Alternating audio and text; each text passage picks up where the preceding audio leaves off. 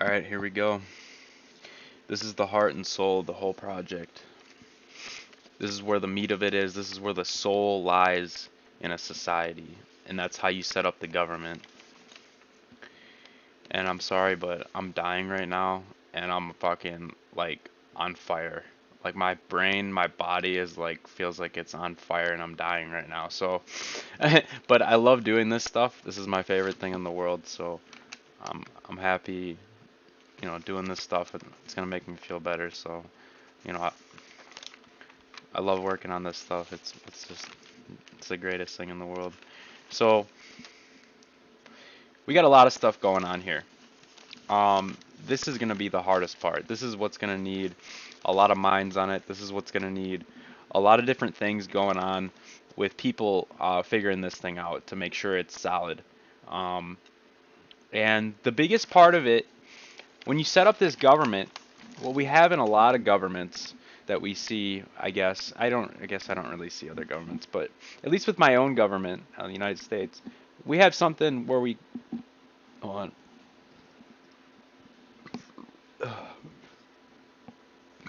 Oh, okay. Sorry. I did mention I'm dying. We have something called amendments, and I think this is probably common in a lot of governments where they're going to set up a government that they can change later. This isn't the way we want to do it. Because setting up a society, it's not about any one piece of it being broken. Because if you set it up wrong from the first, in the first place, we're gonna have big problems later, and it's not gonna work out. We're not gonna be able to go back and fix one thing at a time. When if you set up a government wrong, and you have one thing go wrong, that could lead to 100 other things going wrong, and you can't sit there one by one fixing these things later on because that's gonna consume all of your work. You know, that's gonna consume all of your production. You're not gonna produce, and what's gonna happen is these things are gonna get worse. So if you set up a government wrong with any sort of problems, like the United States set up slavery, well now it's 200 years later from the moment they set that up, and they still have a black versus whites dynamic going on where they're basically at war. This is 200 years later, and this is what happens when you have a system that works on amendments. So the system we want to set up is going to be one that can reset itself.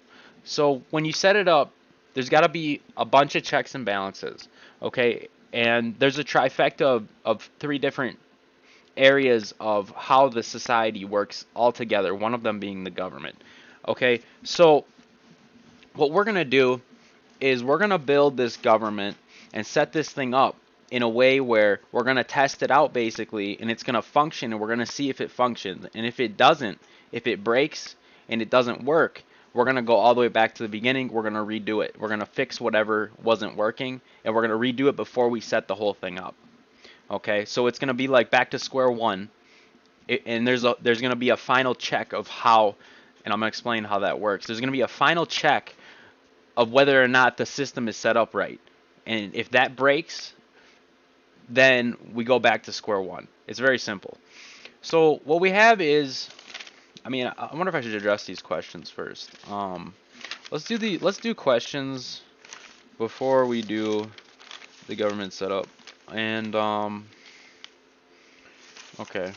So, and then we have some math here. There were some questions apparently from some viewers.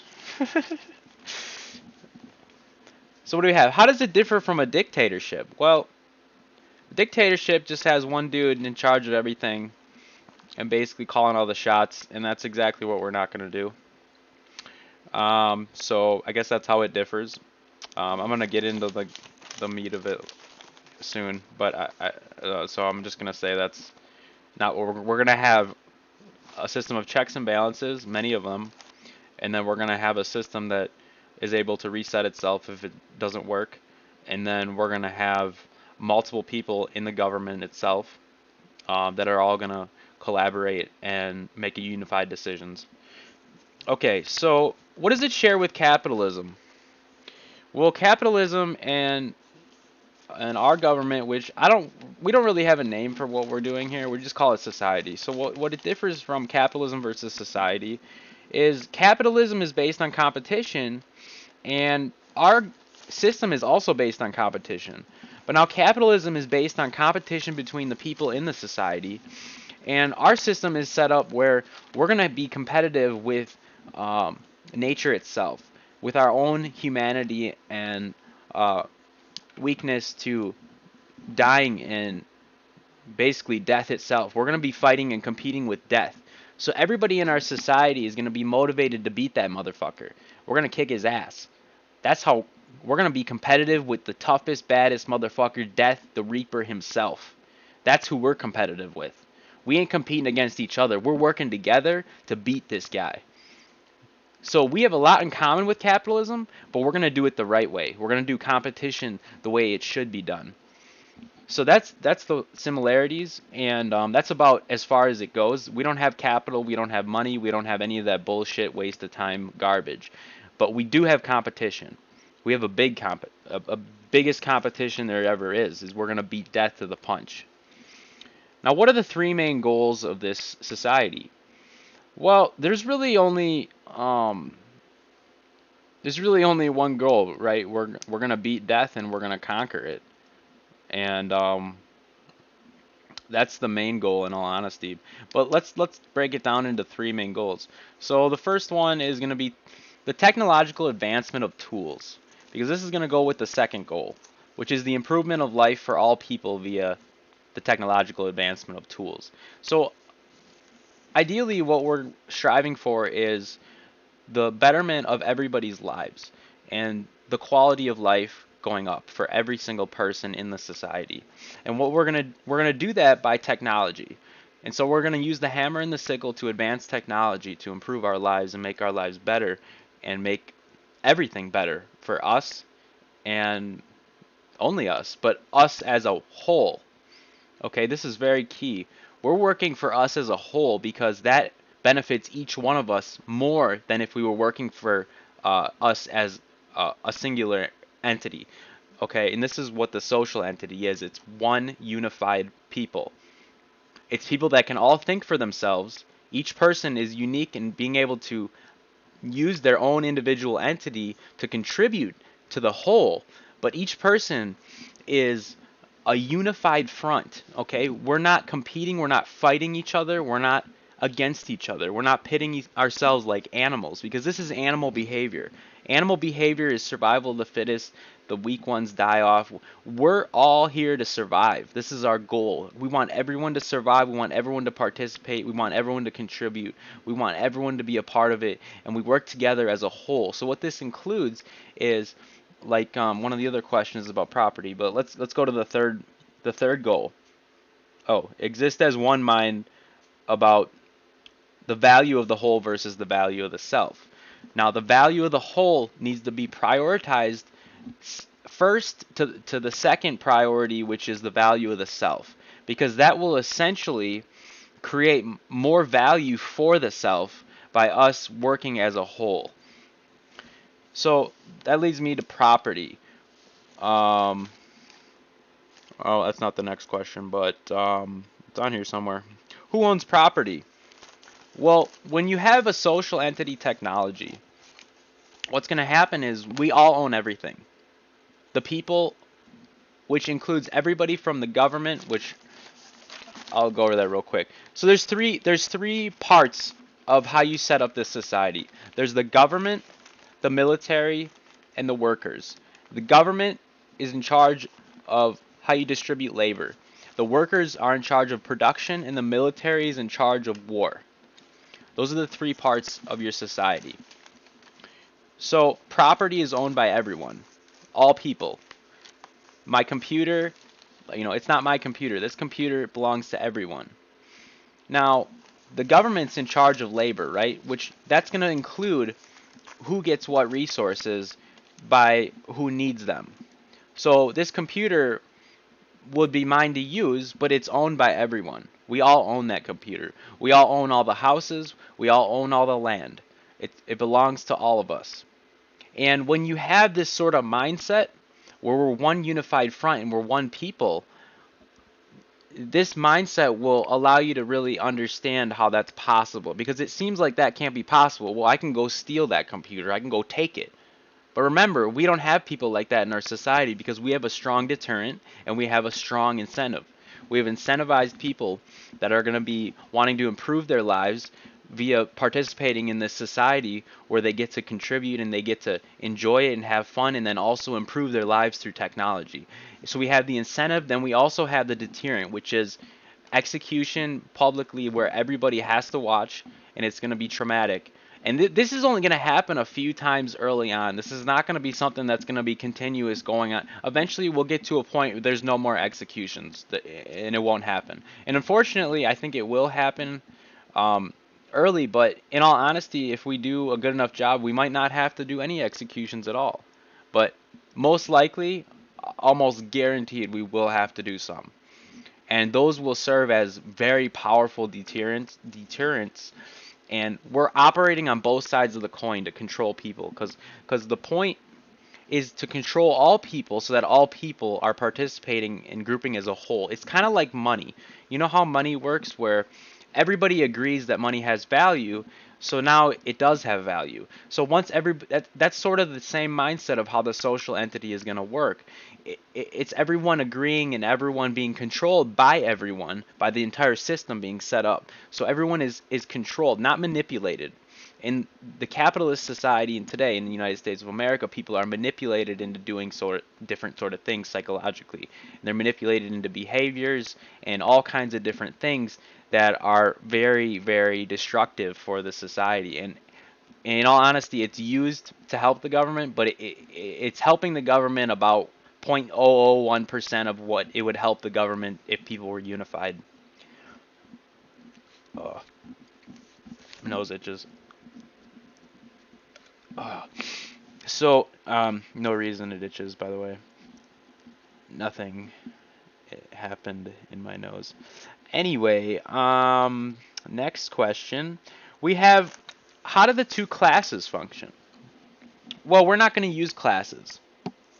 We're going to get rid of classes because, Marx had the idea of what he calls the burgess or the burgois, looks like tortoise, but it's burgois. I don't know what the fuck it is, but it's a B word. And the other one's a, fuck, what is it called again? The petri dish, Leviathan or something. It's something fucking wacky. I don't know why he couldn't just use words like group 1 and group 2. That would be a lot simpler. Group 1 and group 2. 1 and 2.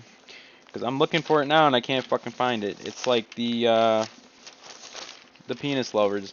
The people that love penis because they're second to the upper class. So the burgess are up in the top and the petri dishes are on the bottom.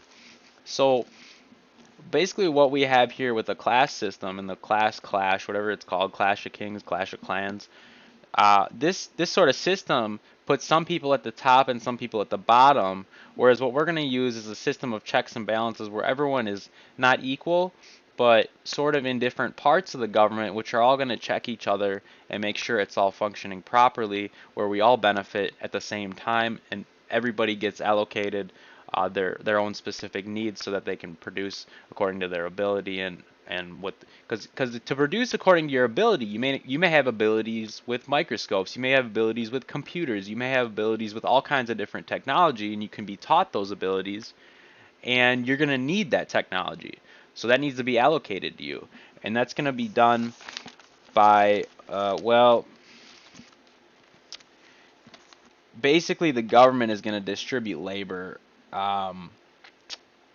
but I think that's going to be done more by the physical team.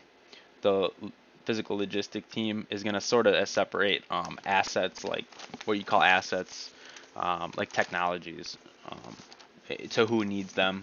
I think that's what we're gonna put that with those guys. And the government kind of distributes and organizes the entire sort of collective of the different labor forces. And one of them we didn't talk about was the educational team. That's one of them that's going to be a big one. and then the de-education team, which is going to be the military. So, what other questions do we have? What are the negatives of this society? Now, there's quite a few negatives actually. In fact, there's a fuckload. The negatives of this society, number one, are there are no negatives. Just kidding. Just joking. Um, it's going to be a complex setup. This is not going to be a simple government where we have a president and a bunch of fuckholes with different names like senators and fucking Jerry fucking Birkenstock. Like, we're not electing representatives to go fucking vote on bullshit. The House of Representatives and the Senate do jack shit. I mean, what do they do all day? Nothing. It's garbage. It's a waste of fucking time. It's a waste of people. It's a waste of our fucking mind power of, we don't give a fuck about that shit. We want something that works. We want something that's set up, and it's going to be set up complicated, and I have a setup here that's not going to be the best, and it's kind of cool. It has some good things about it, but it's got to be expanded on. It's got to be fine-tuned. This setup right here is the most important thing about the entire society. You can do 100 million, arguments about, how this stuff should work and why it's good and why it's better, and you can beat it to death and destroy the fuck out of any other society that's functioning today. And the bottom line is, how do you set up the government and how do you make that work? That's the hardest part. And, it's not just the government, but how the government interacts with the workers, and then how the workers interact with the military, and then how they all vice versa work with each other. Okay. And there's many, each part has a very specific important function, and the government is the one I haven't fleshed out fully yet. But I got kind of an idea of what it's gonna do, because we're not like ruling people. We're not fucking gonna be. The government is gonna be more for an initial sort of setup, because once you set people up and they're all doing their jobs, it's gonna run itself. So we're not really gonna need the government a whole lot after that. The government is going to organize labor and basically just organize labor as much as possible. It's going to plan it out. It's going to plan it out for the future. It's going to plan out the steps. It's going to, we're going to have dates on shit that we should have done. We're going to have January 1st, like, this should be done, and we're going to have goals set up like that. That's what the government's going to do. It's going to distribute these labor teams and kind of basically like the work allocation team, but this is basically the work allocation team for the work allocation team, physical team, education team, information, logistics, everything basically. They're going to set up and organize all that for the big picture as a whole, how it's going to function and how it's going to play out over time. And we're going to set it up where we're going to be we're going to be predicting and setting up goals for the future. Okay.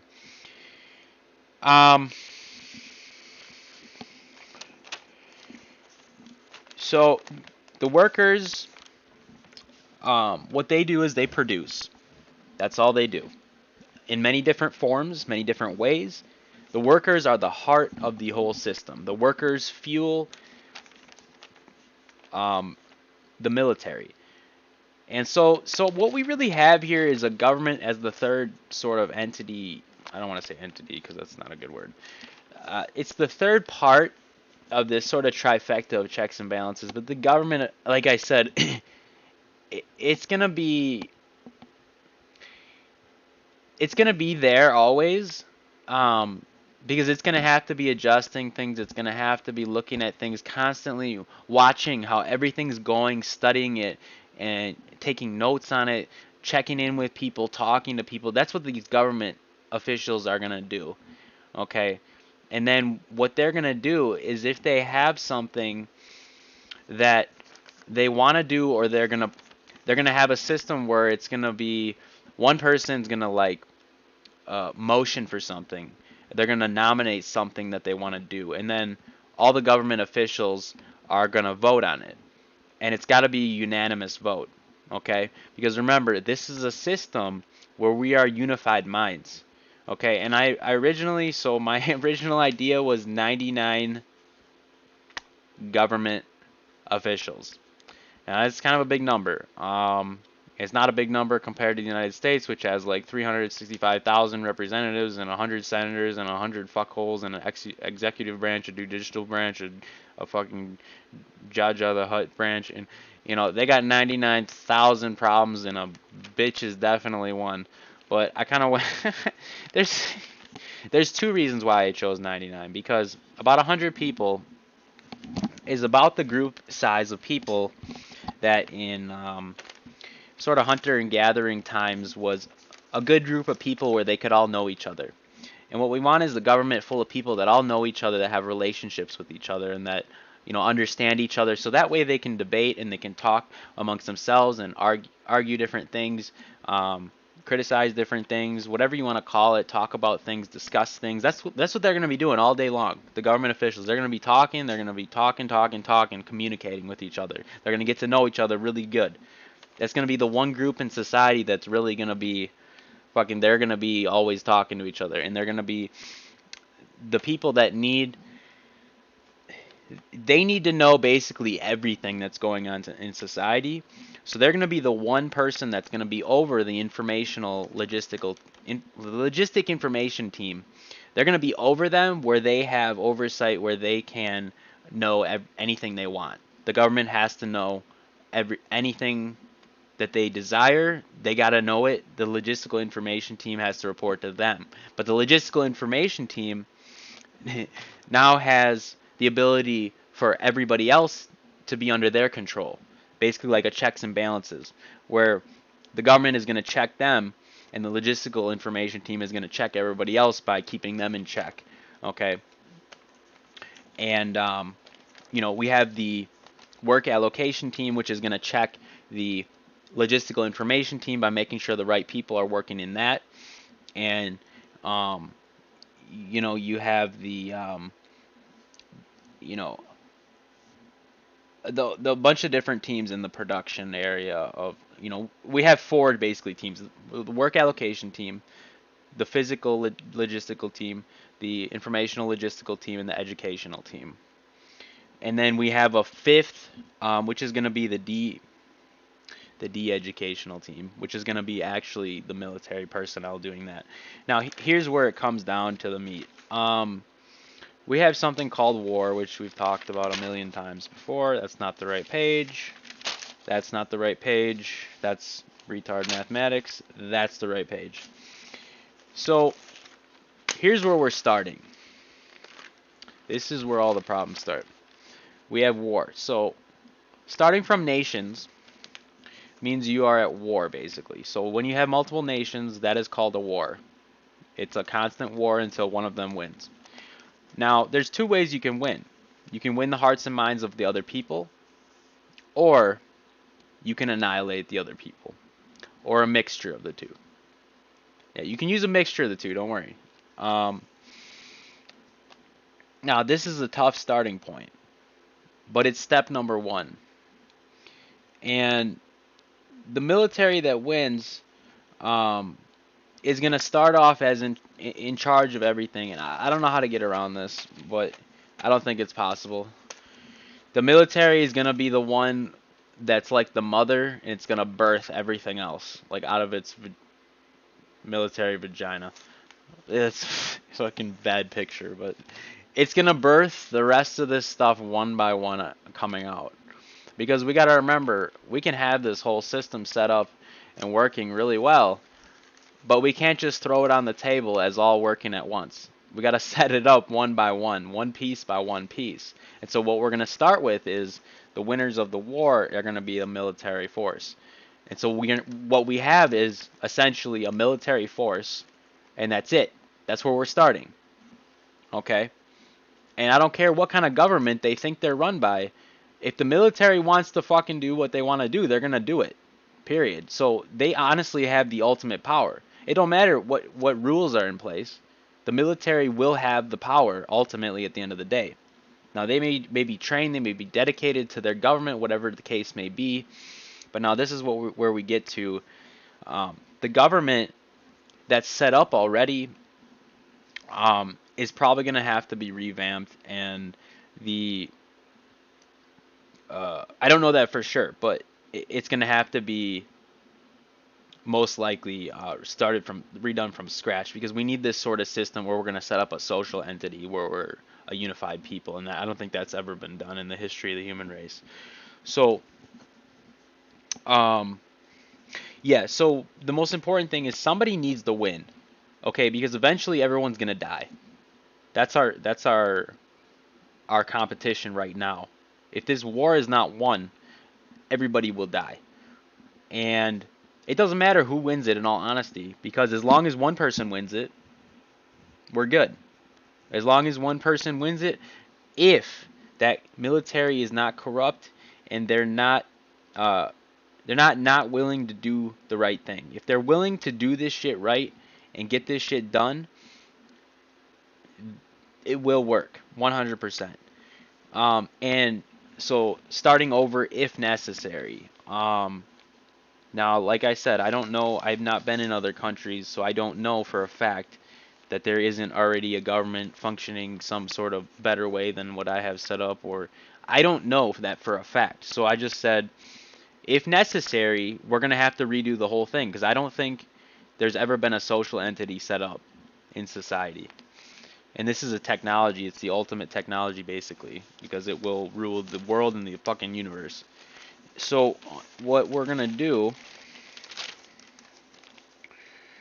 um,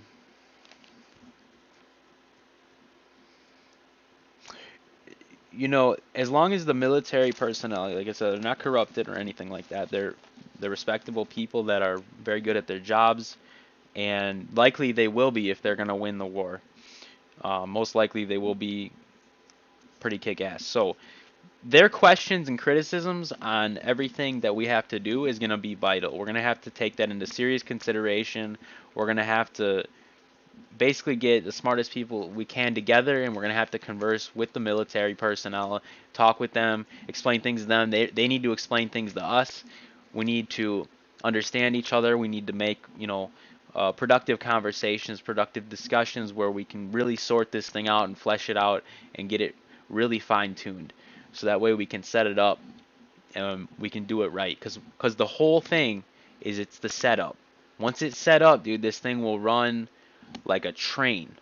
This thing will just fucking smoke. But we gotta set it up right, and this is the hard part. It really is, because we're not going into a baseline society. We're going into a deficient society that has things missing from it as far as needs go. It has an unequal distribution of wealth, which wealth is considered money most likely. And this is a lot of source of problems, because when you have any monetary system in any not very functional society, you're going to have all the problems like needing to de-educate people, needing to break people down. I'll expand more on that in a minute. But you're going to have all the problems of the crime, all the people taking care of the crime, dealing with the crime, the prisons, all that shit, the fucked up people, the health problems. You're going to have just so many problems that we're going to have to basically deal with in order to get to baseline. Because what we want to do is get to baseline society, which each person is now at baseline at 0. So that way we can continue on, and basically, with mathematics we can calculate. I tried to do the math. That's not the right page. That's my original drawing, which is it's a fucking hilarious fucking drawing. So I try to do some math and stuff. But we should be able to calculate this stuff based on J's, which J's are basically, they're the amount of value in 3 meals and 3 liters of water per day per person. So you multiply that by 365. Why does it say 50 times 3? 50 times 365. I guess that's just an example. So let's say somebody's producing 50 J's. So in 365 days, That's 1 year. Somebody would be producing 18,750 J's worth of value. Now that's like a linear, that's sort of a linear production where that's going to be like a sickle job or some kind of job where they're working hourly mostly, um, or something like that of that nature, where it's going to be a linear production. And then we have a couple different production lines. I think I'm getting off track here, but we'll just go over the math right away. So I don't know how to do math anymore, but I have an idea of what it should be like, and I did my best. So we have three different sort of production equations, and they're all going to be modified by hierarchical production, which is going to be technology that's influenced and affected higher up on the chain of what we're going to be researching and studying and figuring out and achieving technologically, that's not directly affected by what you're working on. So let me explain this. So we have something called, so we have linear production, which is basically production times time, basically. So like 50 is the amount of production that you're doing per day, amount of J's, 50 J's, times 365, which is the amount of time, 365 days. So that production times time is going to give you the linear production value of what's being produced. Then we have the logarithmic production, which is going to be production times the production that's affecting. So whatever you were researching technologically wise, um, when you take one person or one group, one group that's producing something, the technologies that are going to be affected by that production being done directly, that's going to produce a logarithmic production value that's being produced. And this is how the entire society is going to be logarithmically producing massive amounts of shit. And it's going to get out of control. And I don't even know how to deal with that yet. It's going to be out of control. But that's because one piece of technology can affect multiple pieces of technology where it's, why do you keep pinging me? It's going to affect, not just one thing. Let's say we're studying gravity, for example. I know there's questions about examples. Let's say we're studying gravity. Well, gravity could be related to engines. It could be related to wormhole technology. It could be related to black holes. It could be related to 9 different sort of other technologies. So now the production of that technology and that research is going to be multiplied by each one of those other technologies, and those are going to be hierarchically, fucking A, dude. Hierarch hierarch hierarchy hierarchically multiplied by some other fucking shit that's like time over the up tier. That was my best guess for the math.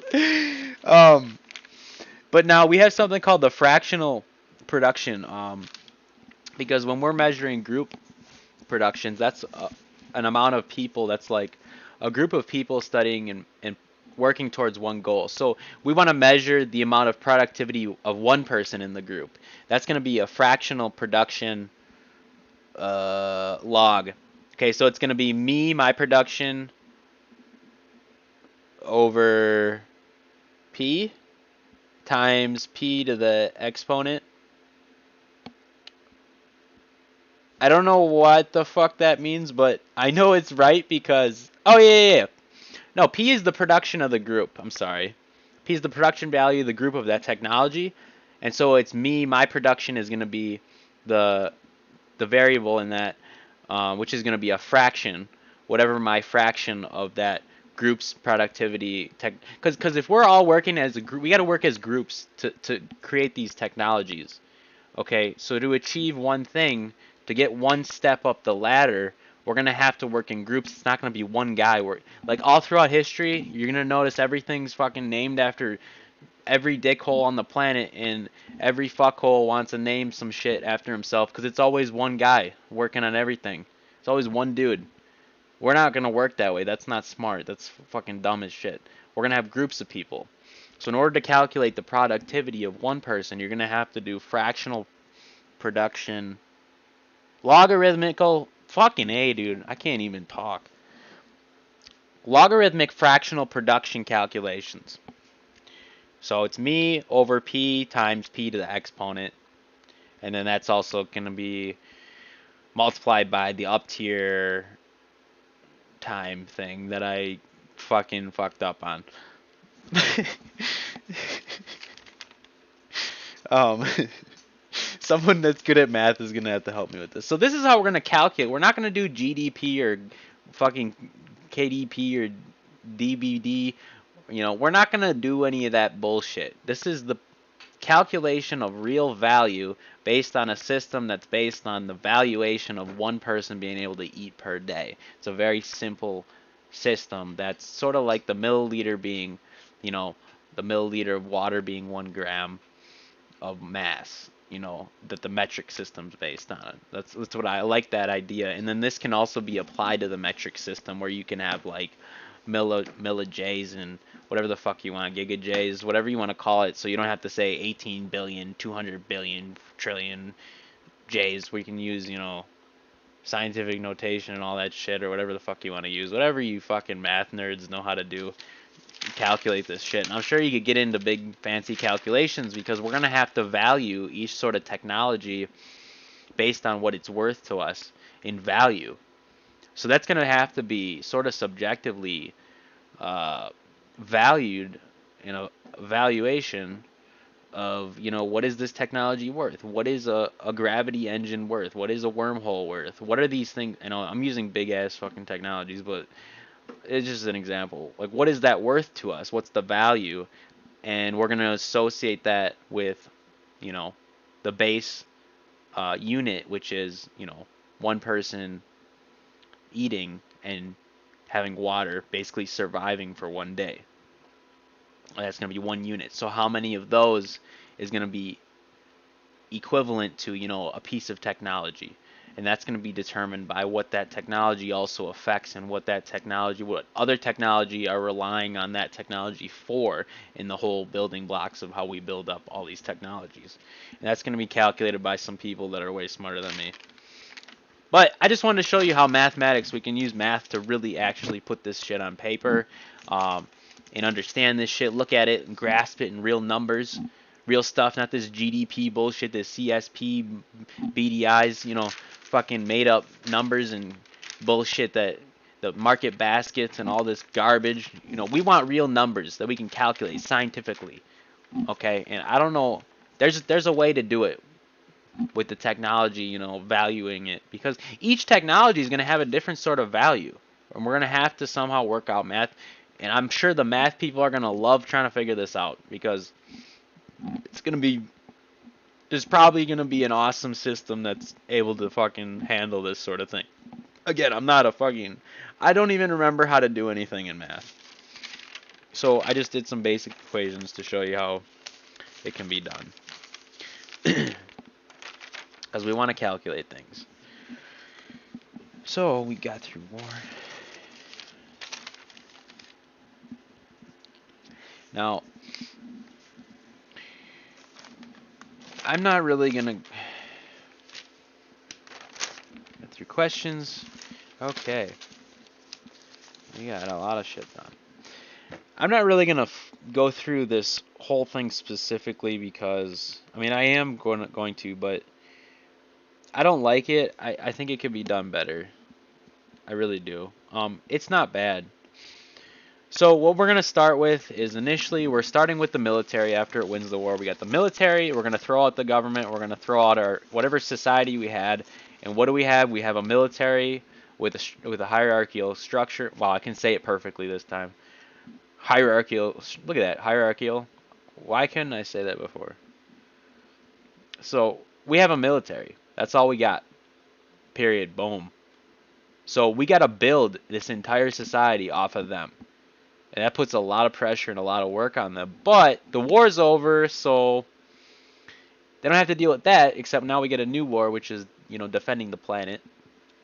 and they're also going to be probably a little tired and a little overworked and hungry and want like some good food and stuff like that because they're going to have just fought a war with the entire world. So they're going to be a little bit drained, but we're gonna minimize the amount of work that they have to do because we want to get them back to their war uh, position in society. They are in charge of everything war, which is as everything from the people maybe declaring war if the people declare war by being dishonest, lying, any of that shit. That's declaring war. So the military is in charge of. That's where they come in. There's no police. We just have military. You know, we go straight for the big guns. Like we don't fuck with anybody. We don't fuck around anything that threatens our society because the technology we're working on is so fucking massive and so powerful. We can't have even a single person fucking off. We can't have that because it's gonna kill people. You know, one person. I mean, you could vaporize the goddamn planet into dust with some of this technology that we'll eventually be working on. I mean, one person fucks up, the planet's gone. So the military is in charge of everything to do with keeping that planet intact and defending our planet, defending the people, keeping the people safe, and then, the last thing is keeping the society functioning. But the safety of the people is number one. Safety of the people, safety of the planet, and then making sure the society is functioning. Okay, this is really complicated here. So what we're gonna do, I hate this. I don't like what I set up. So the first thing we have to do is we have to set up a government of 99 officials. This is just my initial thoughts. We can change anything we want in our design. So I set up a government with I figured 99 people. It's a number that's relative to the amount of people that are in prehistoric whatever the fuck you want to call it times that where they work together. It's a good group number. About 100 people. It's a good number. I learned that I think from Steven Pinker. And we want 99 just in case there's going to be situations where we have to have emergency votes by the government. So just in case it's not a unanimous vote initially, we're going to have to be able to take a majority vote as a decision in an emergency sort of situation, which I don't really know what an example is. But if something is time sensitive where we have to make a vote, because normally what we're going to do, the government is always going to vote, but they should be unanimous on anything that they vote to make a decision, any important decision, and they're going to have all the time in the world. This is all they do. They're going to be debating, talking, discussing, and voting. That's all they're going to do on decisions about basically about labor, And then the military and the government are going to check and balance each other in a way that I set up. I guess, I'll just explain how it works, and then I'll go into how you set it up one by one, which I don't know if I did it right. The government, this is my idea, because the government and the military can't directly check and balance each other back and forth. The military can't decide things for the government, and the government can't decide things for the military, because if they both decide things for each other, that's going to be like a war between the two of them. That's not going to work. So we need a third party. But instead, I had two third parties. And the problem is, everything has to come from the military originally. That's the mother of this whole system. So how do we do that if the military is going to be producing this third party? It's going to come out of there somehow. How is that going to work when the third party would be biased towards the military now? Well, what we do is we have the military. This is a clever idea. I came up with this one. This is clever. What we're going to have is the military is going to train a psych team. But it's going to train an amount of people. I chose 23 and 23, but 46 people. It's about half of 100, and it has another significance. But it's basically double the jury number minus one, which gives it the ability to vote too and stuff like that. So it's got some significance. It's going to train 46 of the top psychologists, or use the top psychologist from itself, if it wants to, it's going to make that decision. They're going to make that decision whether they want to train new people or and keep their psychologists, um, or they want to send them over to the psych teams. But what's going to happen is our 46 psych people that are all trained, these are top of the line, the best of the best, except for whatever the military keeps for itself, which the military is, in charge of defense and has the most important job basically, in my opinion, because if anything goes wrong, the whole system's fucked and everyone's going to die. So, because we're messing with really powerful stuff. Technology is very, very powerful. So they're very important. So if they need those psychologists for whatever they need them for, I mean, they get to have them. Okay, that's just how it works. So our 46 psych people are going to be randomly lottery drafted into two different psych teams of 23 each. One psych team is going to check the government, one psych team is going to check the military. So now you have the military produces a psych team, except it's going to produce two different psych teams in a way where it can't train them to be biased towards the military, where it's going to favor the military. So now you have an even split of two different psych teams. And what these psych teams are going to do is they're going to evaluate the people at the top psychologically to basically, make sure that they're both fit to be in charge, but also help them a little bit, check with them. They're going to check in on them all the time, and they're going to basically, I know this might not be the best system, but it's what I came up with. They're going to check in on them, and they're going to have the power to vote on the removal of any personnel in charge. So you have one psych team that can vote on the removal of somebody from the government, but they're not going to remove them immediately. Okay, they're going to vote on if they think they should be up for removal.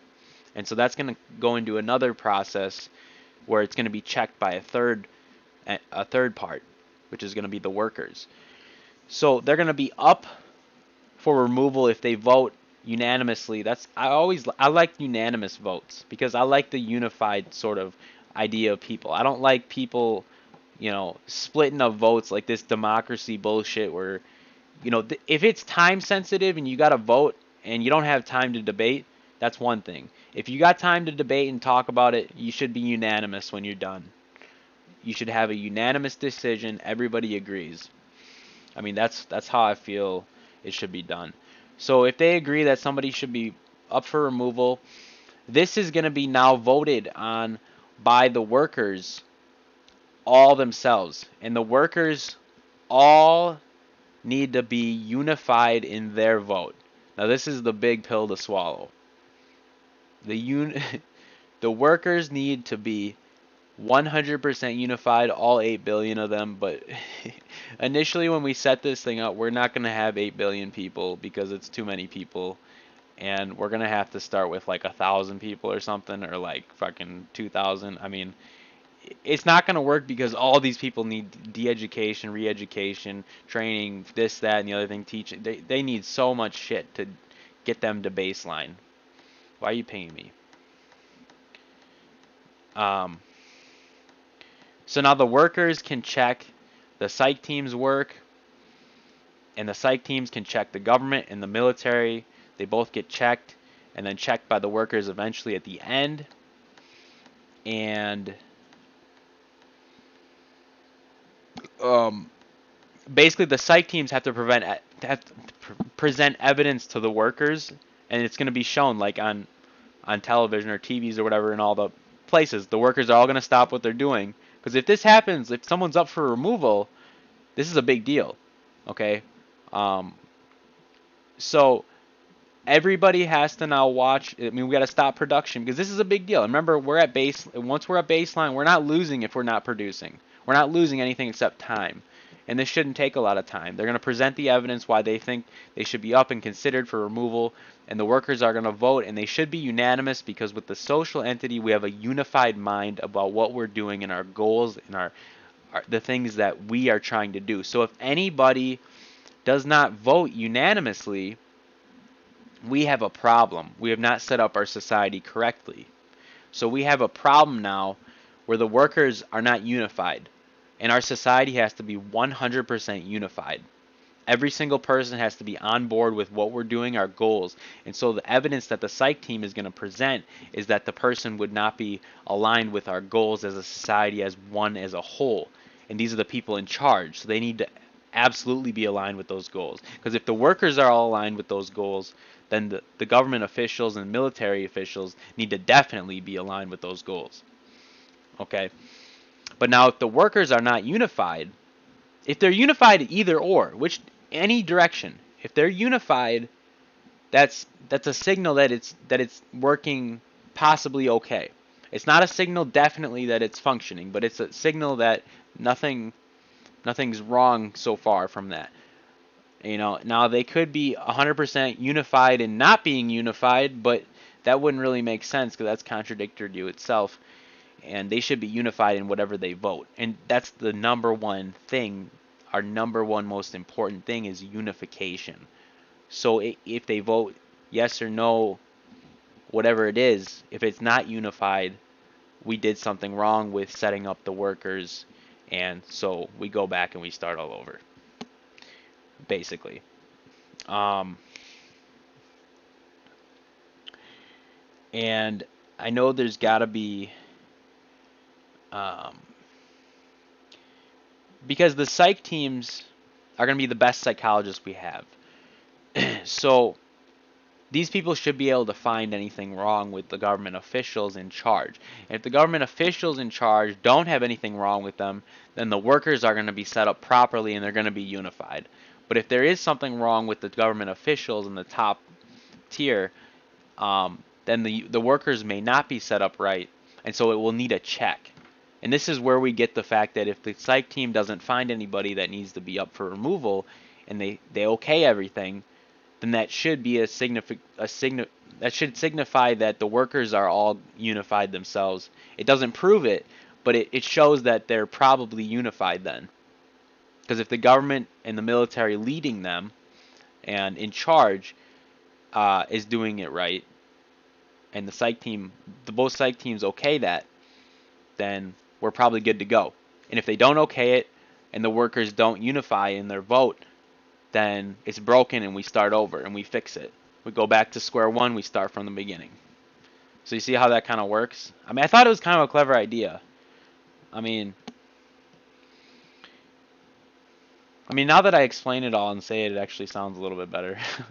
But when I wrote it on paper, it just looks so messy and,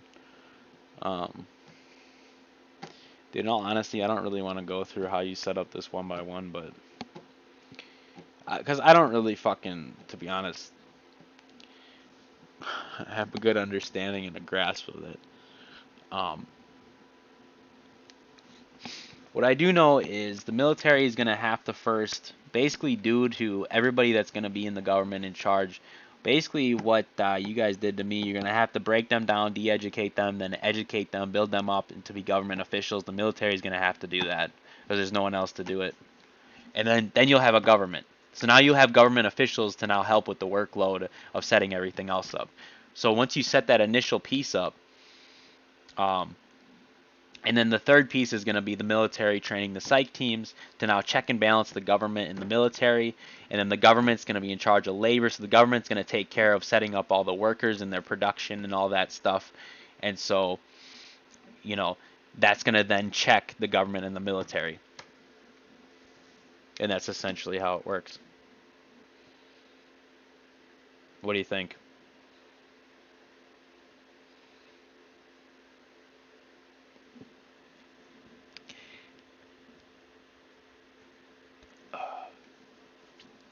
Is it good or bad? Uh, I thought it was a little bit clever.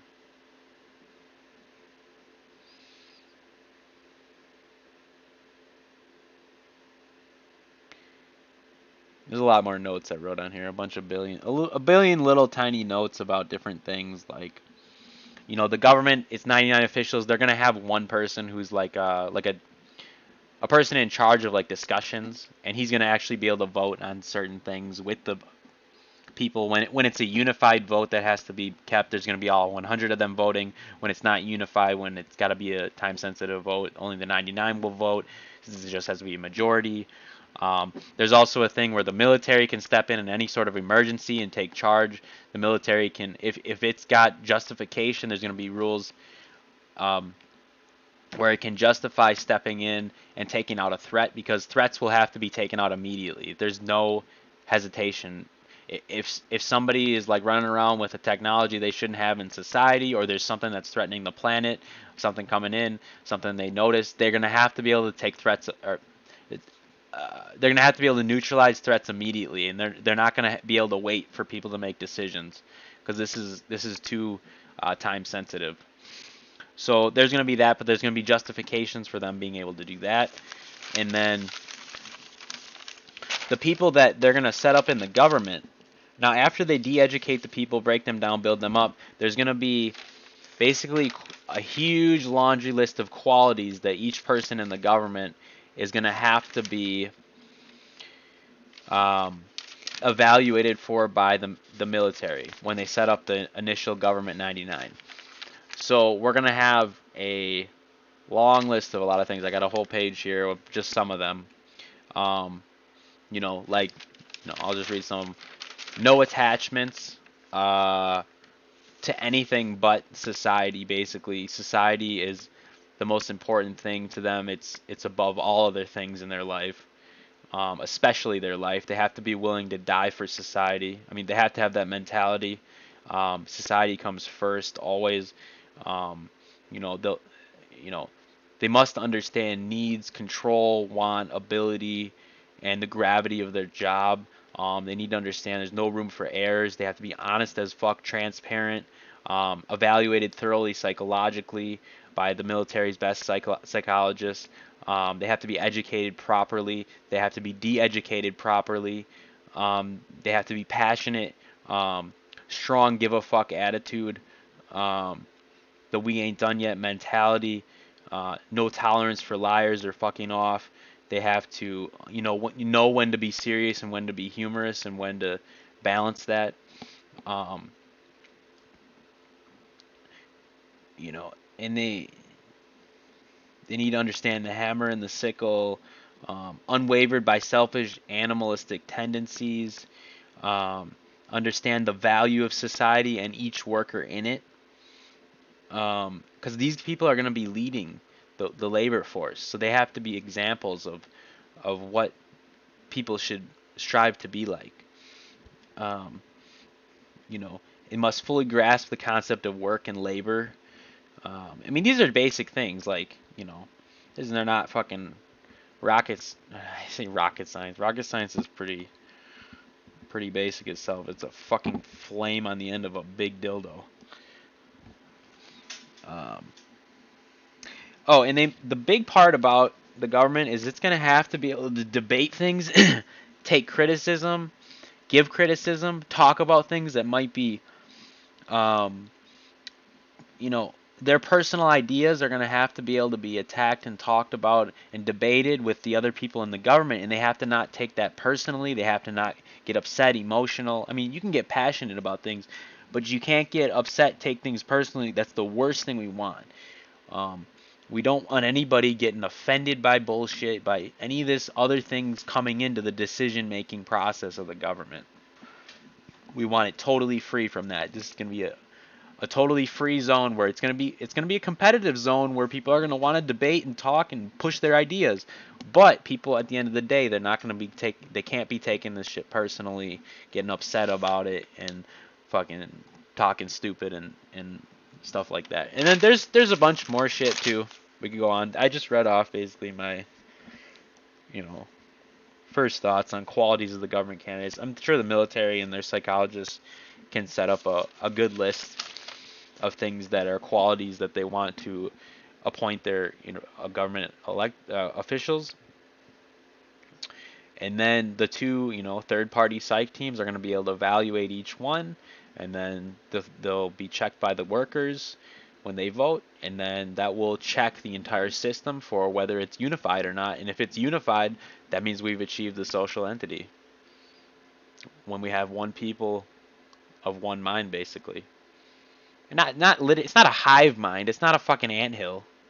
Okay, it's not a goddamn anthill where we're all fucking hive mind running around like fucking ants.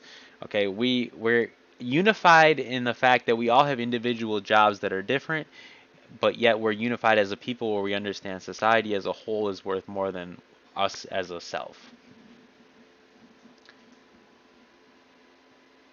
And that's it. We got it done right at 1 hour. That's the third part. Yep. I wish I could show this on video, but my first drawing, dude, of this thing was so bad. It's a bunch of arrows like fucking pointing randomly with 3 fucking circles in it, and then I just cross it out and I go fuck dot dot dot try number 2 question mark. That's my favorite. Yeah, that's about it.